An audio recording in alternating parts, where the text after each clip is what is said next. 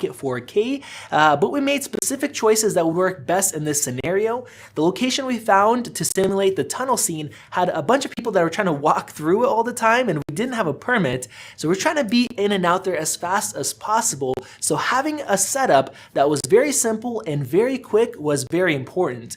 One of the shots, we also had a very long, kind of very slow pulling back scene, and that needed to be as stable as possible because I was walking back at like, I don't know, an inch per second. So we absolutely need to have a gimbal. We went with the Ronin S because it's powerful enough to handle our setup. And then we also needed to mount accessories like wireless audio and video for Rubidium as the director. So we did add on a dual handle kit. The tunnel was super dark, and without the LC50, the faces were completely black. The first LC50 that we had was actually on a boom pole, which worked very nice, and the controller is actually separate with a V-mount battery, and that just clipped onto a belt loop, and the light was actually very soft, as you guys can see here, and up your camera.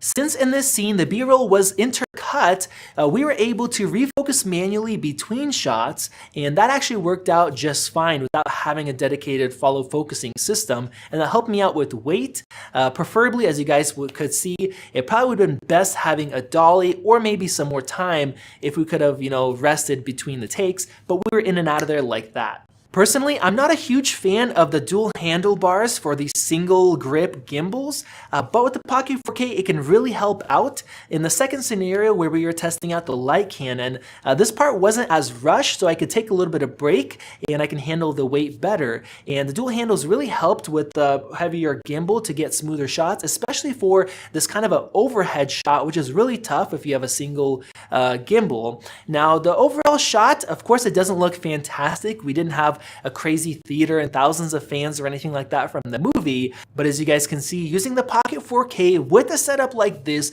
will give you excellent results in this kind of scenario. So that was a good medium setup with stabilization, but what about when I want more control with the Pocket 4K as a solo shooter?